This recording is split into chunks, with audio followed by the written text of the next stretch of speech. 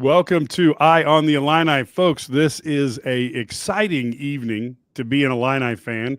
We got to see the NBA draft. We saw KJ go in the first round, a one and done, Illinois' first ever, and then Will Riley, same thing, the second one and done ever. So Brad Underwood has done in one season. He's done two times what in, I believe, Illinois basketball started in 1904, has never been done ever. And we've got Zach Hamer, Illini assistant basketball coach, here with Brad Sturdy and myself. Zach, you got to be going through a ton of emotions based on what you saw. Can you kind of let fans know, how do you process it as a coach who's out there every day working with these players and trying to help them reach their goals?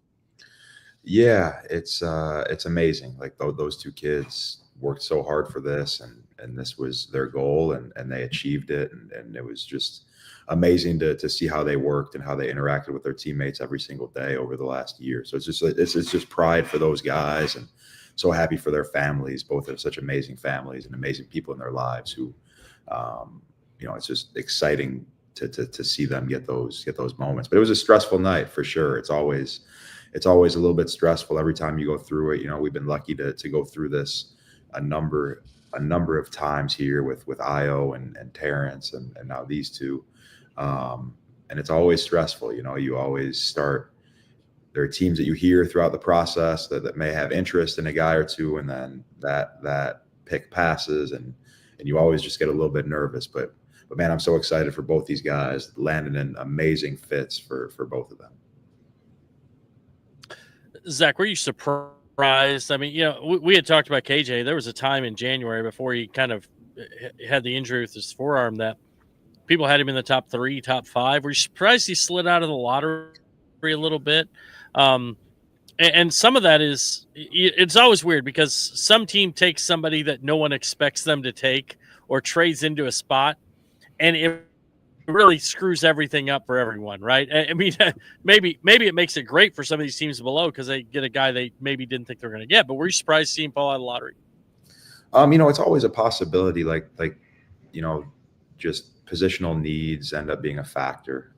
You look at a team like San Antonio, who was picking at 14, which was right in his range. They had just picked Dylan Harper at 2 and recently acquired Fox and Steph Castle. And so that kind of takes them out of it. And you have a few different instances of that happening throughout. So you never really know. Obviously the higher you're picked, the better, but really it's about finding the right fit. And like KJ's personality and KJ's discipline and who he is as a player is just such a perfect fit in Miami that I could not be any happier for him. Yeah, when you look at Coach Spoelstra, I mean, it's hard to think that there's a coach who's much better that a guy could play for. Obviously, KJ knows the game. He has the ability to run the pick and roll, and his court vision is incredible. How do you see him fitting in down in Miami? I see him fitting in seamlessly. It's a younger team. It's a younger group. He's going to get great opportunity there. And everyone always talks about heat culture and the discipline and the toughness. And that's Kasparas Yakashonis to a T. That's what he values. That's who he is as a human being. He not only lives it on the court, but he lives it, every day in his life. So he could not be a better fit. There's no one better suited to get body fat percentage check-ins every week than Kasparas Yakashonis. Some people might dread that. He will look forward to that, and be grateful to be in a place that values the discipline, the toughness, the hard work ethic. So it's like I said, it couldn't be a better fit. And I'm sure there was some, they were obviously hopeful to go in the top 10, a little bit higher. But we're going to look back on this in 10, 15 years and be grateful that he got to start his career in Miami.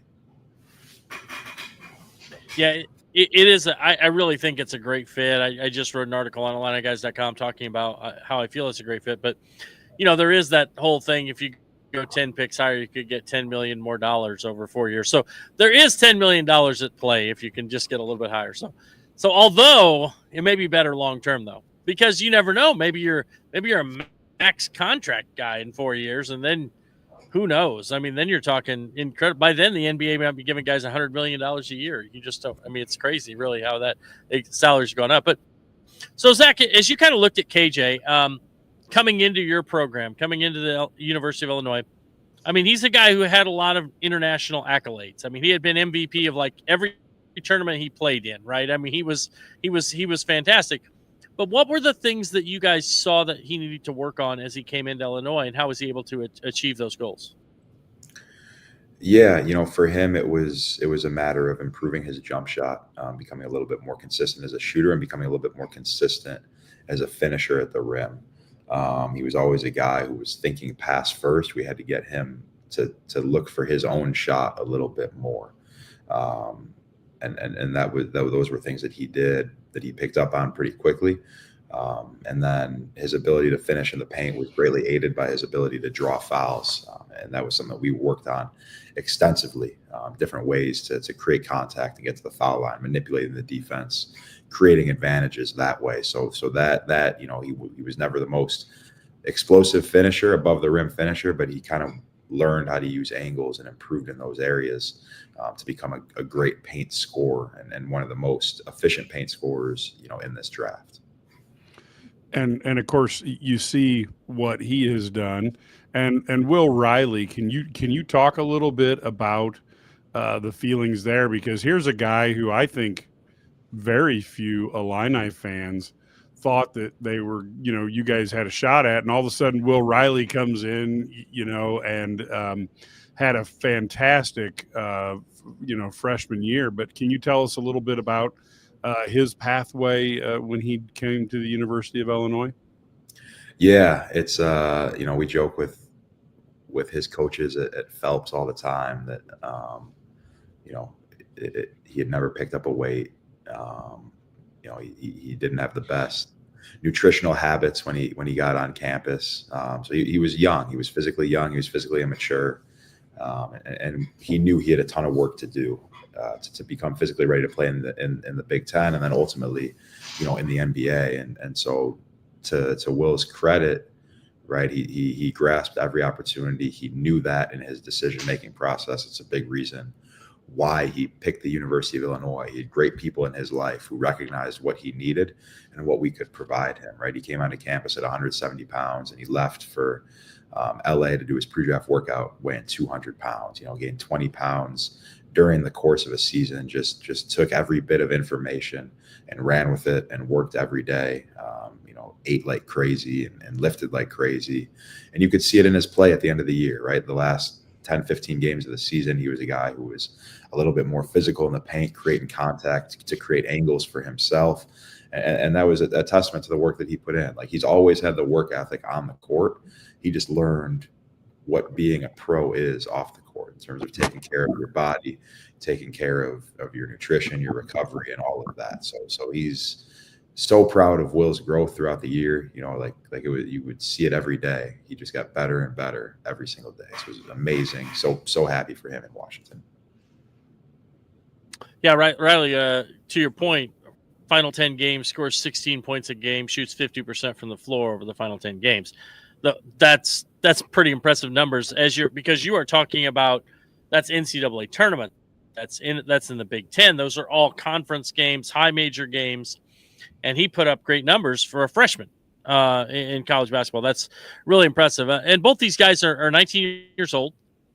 They're young guys that have huge upside. So with Will, the one question I have is like, how does he? I don't know how much time you've had to look at this. How do you see him fitting at Washington? We've talked about KJ in Miami. How do you see Will fitting at Washington, at least early on in his career? Yeah, I think it's a great fit for him. I think that's a destination that he had circled as one that he wanted to go to. He had a great pre-draft workout. It's a place that was very, very high on him throughout the entire process. And it was no surprise that they ultimately took him on draft night. So it's obviously a young team. Brian Keefe is the head coach there, who's one of the best defensive teachers in the world. A guy that I actually worked with in LA for a couple of years. but an incredible coach and an incredible human being who's, you know, cut his teeth on the player development side and working with Kevin Durant and helping his progression. So I know that that's something that's been very attractive to Will. But they have a great culture of development. They have a great culture of physical development and development on the court, and he's going to get opportunity there. You know, Will is a natural scorer. Will is amazing with the ball in his hands, and those are things that are going to come for him in Washington. So, you know, he's going to get a little bit of leeway to play through some of his growing pains as they happen, and then he's going to be able to flourish in that situation. Zach, thanks for joining us. I just kind of got in late. I hope you guys didn't, discuss this already, but what does this do for the program? I mean, it was kind of unique. Obviously, you guys have probably addressed it going back to back, but what does this say for the program and the culture that you guys are building there? Yeah, it's just another step in the journey for us. Like this is a place where you can come and see your potential maximized, right? Like you can really do it here. Having 3 first-round picks in the last 2 years now, all of different backgrounds, all kind of running different races, different journeys. So it's definitely a good thing. Obviously we've had, recruits texting us all night, excited about it. So it's a great night for the program, and it just shows everyone in our program right now and who's looking to come here that you can do it at Illinois. And so, they're not the first, they won't be the last to hear their name called and get to shake Commissioner Silver's hand. And we're just excited to help the next ones come along and do it.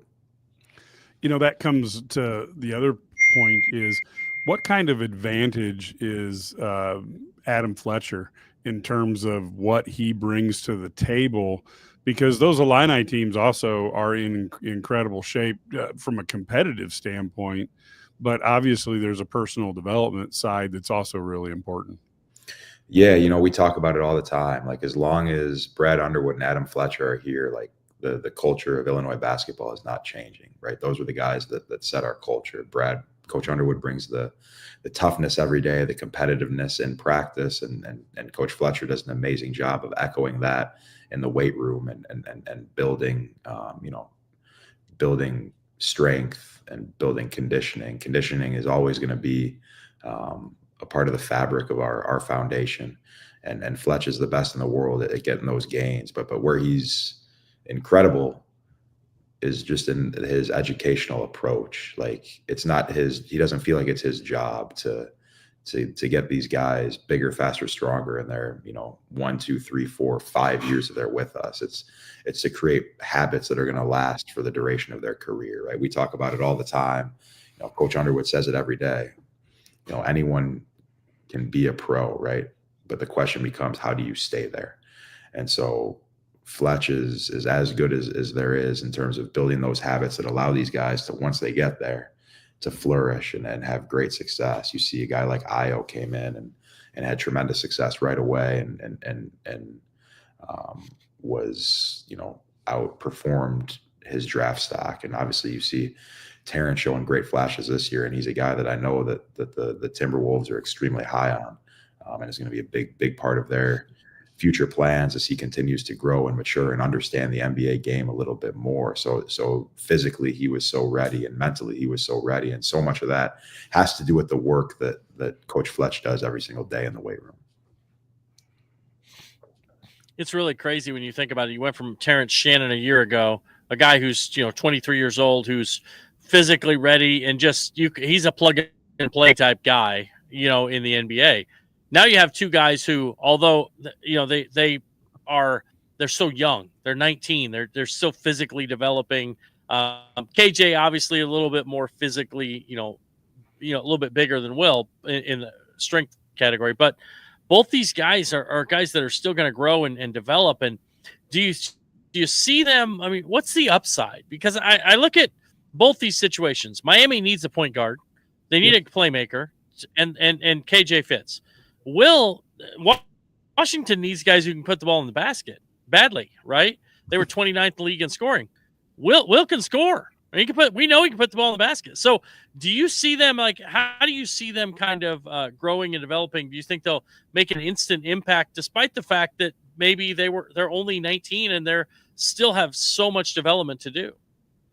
Yeah, I do think both of them are going to be in situations where they're going to get, real minutes right away. KJ, like you said, is a perfect fit with Miami's roster. They need, they need ball handling, they need playmaking, they need guys who are capable of making others better.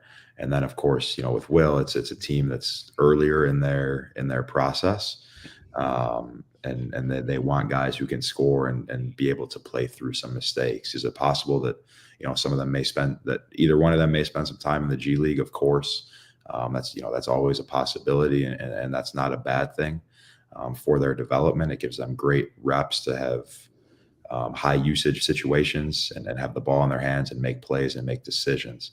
But both of them are going to be in situations where they're going to be able to, at the NBA level, play with the ball at times and make plays for themselves and make plays for others. So it's positions that allow them to play in their best role, which you could not necessarily say for every situation in the draft. Zach, we saw all the games, but can you tell us, was there ever a time in practice where both guys, maybe at different times, obviously, that made you think, "Oh my gosh, these guys are NBA ready," and they are that talented, they're as good as advertised? Yeah, honestly, with KJ, it was when he first got to campus last summer. He came for 2 weeks before the I believe it was the European Championships that he played in Finland in July. And so he was here for 2 weeks, and he came on campus and he wasn't doing much. And then he played pickup with our guys, and he was just kind of dominant right away, finishing in the paint, getting to the paint at will. And like Kylan's obviously an elite perimeter on the ball defender. And he was having a hard time keeping KJ out of the paint right away. He kind of realized, like, okay, I gotta pick my stuff up here. And so his intensity raised, and that raised the level of pickup right away. But he came in the summer and immediately earned everyone's respect, and everyone knew that he was a guy that was going to make the game easier for them. So it was a no-brainer. And then with Will, like, you guys saw it at different times, right? You think the Minnesota game, the first half at Michigan State, obviously the Xavier game, like Will can catch a burner with the best of them, right? And so there were definitely a few practices in October, and we had various NBA scouts at every single practice in October. I think 28 of the 30 teams made it to practices in the month of October, and at different times in that stretch, you'd have days where Will's 13 for 14 from the field with 6 threes and just making all these ridiculous shots, and guys are crawling underneath him and trying every different way to stop him. But for me, in a game situation, when I truly realized he was a one and done, and the box scores, you're going to think I'm crazy, but it was the Tennessee game. I think he was 1 for 11 from the field, but you saw a situation playing against, in my opinion, two of the best perimeter defensive backcourt in the country, and Jemai Meshack and Zakai Ziegler. Meshack's gonna have opportunities on a two-way immediately in the NBA, and he was a guy who was able to just get to the rim at will against a team that excels at keeping teams out of the paint better than any other program in the country. And so he was 1 for 11. He didn't have the strength yet to finish, but it's like, gosh, he can just get by his guy without having crazy athleticism, without necessarily having the tightest handle. Now, again, like, as he developed strength throughout the year, right, you saw him being able to finish those situations when he got to the rim. Specifically, you see like the Xavier game, you compare those two, he was getting all the same shots, but just had the strength to finish those. So those would be the moments for them. But that Tennessee game was pretty pivotal for Will's confidence in terms of his ability to be a guy who could get to the rim and create easy points. Now, you spent 2 years on the Los Angeles Lakers staff prior to coming to the University of Illinois. What did you learn there that you've been able to apply to help, obviously, the Illinois team as a whole, but also the players that you're developing, since you've actually worked in the league to understand what you need to do to get there. Yeah, like it's an elitist league. There are very few players in the NBA who are put in positions to be well-rounded players. So like you have to double down on what you're good at. We talk about that a lot in terms of improving strengths, and of course you have to work on your weaknesses. But like it's a little cliche, but like you have to be great at what you're good at. That's how you make it in the NBA. So, for Will, that became one-on-one scoring. That became playmaking and passing. And for KJ, that became operating and pick and roll. And the other thing that you have to do is become at least serviceable at the things that happen a lot. So for both of those guys, you need to be able to have the versatility to play on and off the ball. So they needed to get a ton of reps on catch and shoot threes, on making decisions, playing off of closeouts, making great paint decisions when help comes to stop them at the rim. So those are all things that they've worked on ad nauseum, and will continue to work on as they find their footing in the NBA. All right, Zach, I have one question I know you're not going to answer. How does Rutgers have the number 2 pick and the number 5 pick and almost not make the Big Ten tournament? You're not going to answer that one. So I'm going to move on to the next one. That was a good prediction. Brad, I thought Brad was going to brag about how the three of us, we are masterful at eating, and we've turned that into an art, and we've really focused on our strengths. That is the strength. Everyone has a strength. That's ours. No, but I have to bring that up. We're talking NBA draft. How does Rutgers? I mean, and I know maybe they had some guys, maybe their other guys weren't as strong, but for me, I always look at this, guys. If they don't win in college, at least win a little bit. I don't know. I was looking like Ben Simmons. I mean, they didn't make the NCAA tournament. He goes number 1. He hasn't exactly been great in the NBA. Let's be honest. So I always question teams that don't win. So maybe they'll turn out great in different systems. But what the other question I have for you is this: are we seeing? I mean, we see this draft. Teams are not only drafting one center, we're seeing teams draft 2 centers. We're seeing guys get 2 shot blockers, 2 7'2" guys or 7 to 7'2" guys who can run the floor, who can block shots. Are we seeing kind of a return to more big guys? Because a few years back it was we're going to play small. We're going to play small and make them match up. So have big guys just evolved to the point where now we have 7'2" guys who can defend a little better out on the perimeter, and they're learning that skill? Or is the game changing a little bit, reverting back a little bit till we realize that we need some size? Yeah, I think that small ball was always kind of a misnomer in a lot of ways.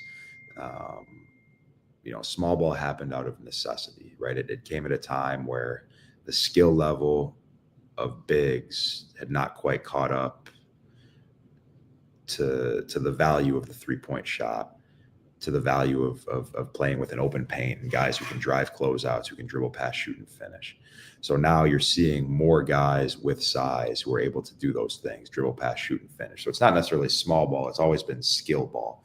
You have teams who are trying to play 5 guys who are skilled now, but there is still absolutely a value for a guy who can protect the rim and block shots. You're seeing more than ever at the NBA level,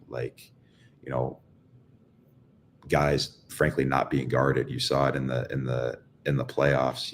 Josh Hart, who I've seen work out many times, he was with us with the Lakers, make tons of shots and workouts, but teams don't even blow at him when he's on the perimeter, right? They'll let him shoot as many shots as he wants. And so if you're able to do that with a 7'1" guy versus a 6'5" guy, of course, the most efficient shot in the game is a layup or a dunk. So obviously those guys are gonna be better rim protectors and be able to take that away. And teams are trying to force some of those more limited shooters to make some decisions on the perimeter, whether that's shot, drive, pass type decisions. So there's absolutely a value in that, and it allows some lower usage guys to have to take on bigger roles by playing a big who's going to clog the paint. And so not every team has that opportunity. So those guys become a little bit situational. But in terms of all of the guys that are drafted are super high basketball IQ guys who can facilitate offense offensively, and then who are play finishers offensively and who can protect the rim, right? So if you can do those three things, like it doesn't matter. You don't necessarily have to be able to shoot the ball, but it becomes really, really hard if you're not 7'1" to be a draft pick if you cannot shoot the ball. Zach, we don't want to know your secret, but tell us how you plan to use this in terms of recruiting. So, like, you got two guys. You mentioned Terrence Shannon last year and Will and Kasparis this year. How are you guys planning to use this as far as like getting more kids on campus, one and done players, top 10 players? Because Illinois hasn't done that in a while, and now you're starting to do that. So, how do you plan to use that to help you with recruiting? Yeah, the proof's in the pudding. Like that's all there really is to it. You know, it's we've always been able to get conversations with really talented players who we think are great fits, and like that's not going to change for us. Obviously, some one and dones are, you know, they don't have to be the pioneers here. They see that this works, that you can win and get drafted in the first round in 1 year in college. So yeah, we'll have some kids on campus that are potential one and dones, and we'll have some kids on campus, you know, visiting who are more 2, 3, 4 year guys and like who want to develop into that guy, right? Like Terrence Shannon was a 5-year player who eventually became an NBA player. So there are many ways to get there. Io took 3 years. Everyone runs their race at a different pace. But for us, it's our responsibility to, you know, bring in guys into our program who have dreams of playing in the NBA and who we think can play in the NBA. Like we're not trying to bring anyone into our program who don't have their sights set on that, because our culture is defined by work. It's defined by helping guys get better. And so whether that's 1, 2, 3, or 4 years, we're going to help guys improve and understand the game and learn the game and physically develop to become NBA players. One question I've always been interested in is, you know, the scouts are trying to figure out and learn about the players, and the best people to ask are, of course, the people who coach them on a regular basis. I don't want to know what the answers are, but I'm really interested in, like, what questions did you get from the scouts when they were trying to evaluate, you know, KJ and Will, and who knows, they might even be looking at other players on the team for the future. Yeah, you get, you know, I think I think everyone on our staff has had conversations with different teams, and between all of us, every team's been covered, and most teams have, you know, talked to 5, 6 people, right? There are a few teams that brought scouts on campus to do deep dives into these guys, and they'd go talk to the academic advisor, they'd go talk to the managers, they'd talk to the custodian and oven, that they're going to talk to everyone. Like they're trying to see how these kids interact with everyone in their lives. Do they treat the managers with respect, right? You know, how are they on time to their academic appointments, right? Everyone's on time to practice, but are you on time to the academic appointments as well? You know, what they're basically just trying to figure out the heartbeat of each individual prospect. And so those questions, you know, obviously they're trying to figure out off-court habits, and they're trying to figure out what motivates these guys, who are the closest people in their circle. And then obviously basketball questions along the lines of their work ethic, their basketball IQ, some of their intangibles as well.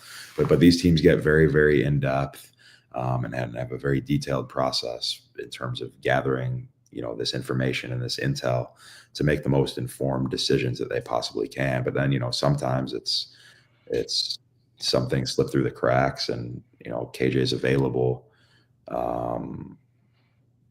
a little bit later, and I got a call from a team that he did not get drafted by 5 minutes before he got picked, trying to figure out why he was still available. Was there something that they didn't know, to potentially look to trade up and draft him? So those are the things that just kind of happen throughout the process, and it's a very unique process and a fun process to try to help these guys along with.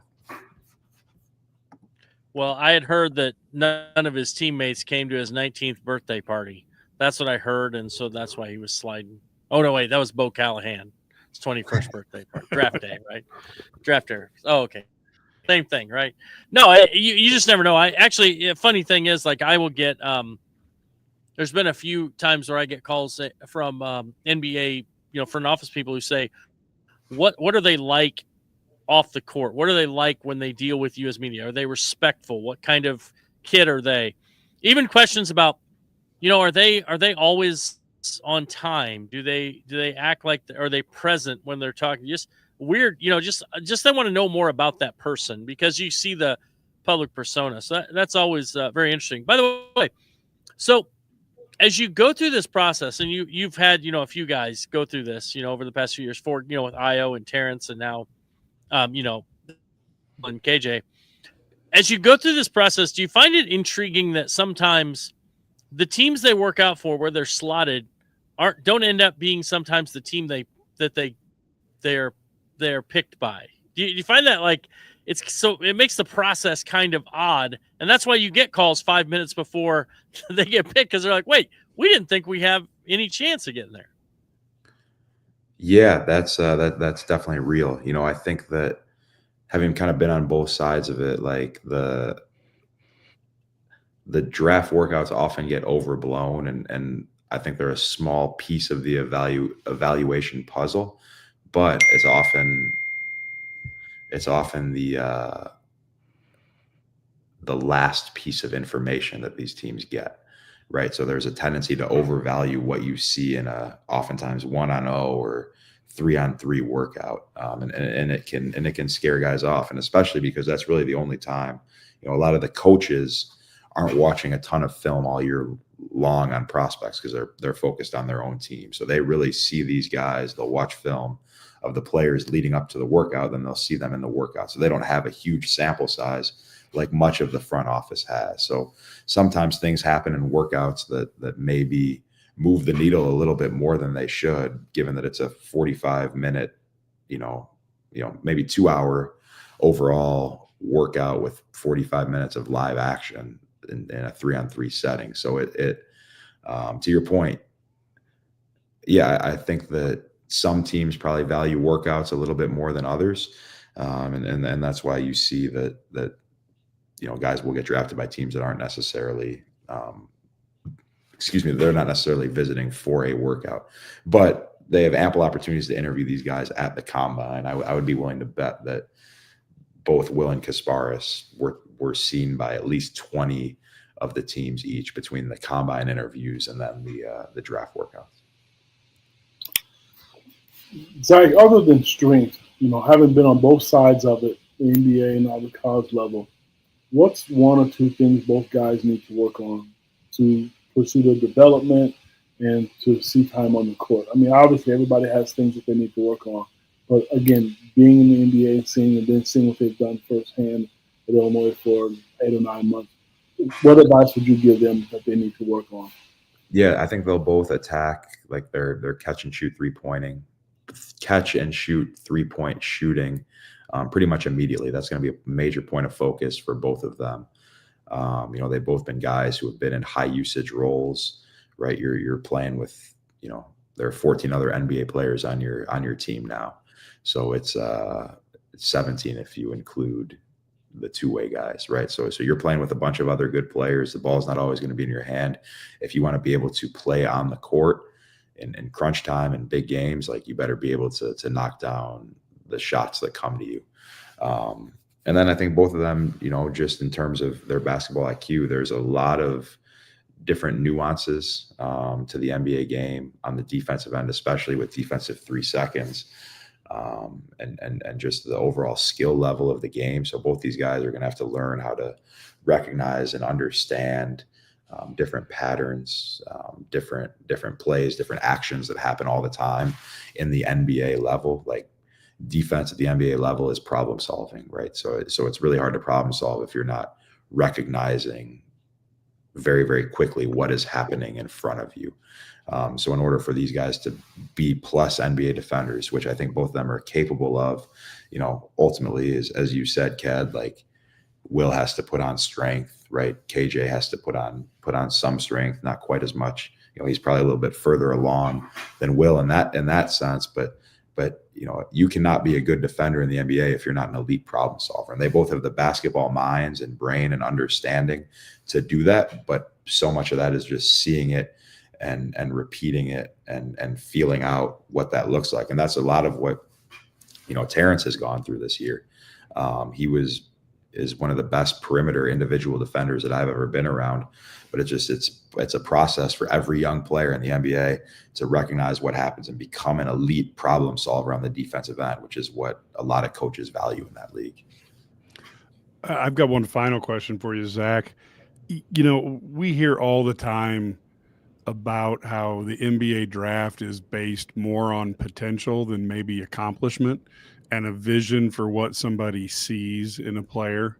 Can you kind of explain that? Because I know, you look at certain players and you say, well, KJ didn't accomplish as much as Io did, but he went higher. And you see guys that we've never heard of, and sometimes you never hear of them again, who go in the top 10. Can you talk a little bit about that potential? Because I think that's one of the biggest things that's hard for college fans to put their brain around. And since you've been in the NBA, you kind of have a better idea of maybe how they're looking at a player and what they can do down the line versus just what they did last year or the year before. Yeah, well, like I think most NBA coaches are gonna be with you. Like they're gonna, with the average college fan, like they want guys who are older, more mature, who are more productive today, right? Like sometimes the younger guys that are drafted are oftentimes helping the next coach of that organization, right? But front offices are obviously drafting for the long-term health of the organization. I think a lot of it is teams looking, where is your organization in terms of your process of competing, right? Like if you're ready to compete, you probably want to bring someone in who can help address some needs that you don't have. If you're a team who's earlier in your process, like a Washington, of getting towards competing, like, if you have 2 first-round picks, let's take 2 swings on guys who we think have a chance to be all-stars, right? Because you ultimately can't win at a high level without all-stars in the NBA. So that's definitely a part of it. And then just age is always going to factor into it, right? Like these guys are 4 years younger than TJ was for us, and they were 4 years younger than a lot of guys who they were playing against every single night.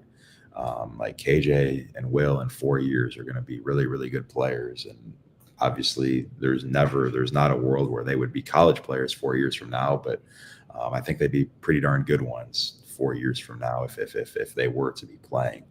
Those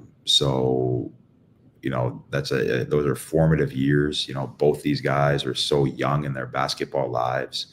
Like KJ obviously practiced with the Barcelona senior team, but he didn't really, I think he played in one FC Barcelona senior league game and played a lot of great competition at the youth level, but had never really played in the type of environments that you saw in the Big Ten. And Will was playing at Phelps, which does an amazing job of developing players and is a tremendous place. But they were playing games in front of 50 people, right? He was played in some EYBL games. So you're playing games against 2 Division I players on the court. So it's just a natural process of learning and growing.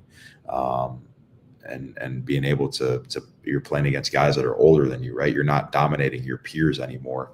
You're trying to fit in and compete and dominate guys who are more physically mature, who have more experience than you. And it's amazing that the years that these 2 guys had as freshmen. I don't think that they get appreciated enough for what they did as freshmen in the Big Ten, a league that, everyone says freshmen can't compete in. Like, I think that's BS. And you saw it this year with our guys, with Dylan and Ace, and then obviously Jason and Derek Queen, like being high level contributors on really, really good teams as freshmen in the Big Ten. So it's a credit to all of those guys, because it was the best freshman class that I've ever seen in the Big Ten, and our guys were a big part of it. But man, like what they did is not easy, and you have to be a special player to do what they did, and both those guys are exactly that. So you go from 2 guys who are one and done lottery picks to this summer now, you've got a bunch of guys who are the same age as you. So, Yeah. how's that different? How's that different when you head into this off season? Like when you have guys who are, a lot of them, obviously they're many of them are new to the program. Some of them are not, but many of them are new to the program. How's it different but they're 22, 23, whatever they are, 21, 22, 23 years old. How is that a different look for you guys? Yeah, it's definitely different. We're about a week and a half in now to our summer process here. And like you just see, I kind of touched on it earlier, but like these guys are great problem solvers. They've seen so much, right? Zvonimir's played 2 years of college basketball. Kylan is now in his 4th year of college basketball. Tommy's been through it, right? Dre Stojakovic has played, Power 5 basketball for 2 years. So you have a lot of experience and a lot of guys who've just seen a lot of different things, right?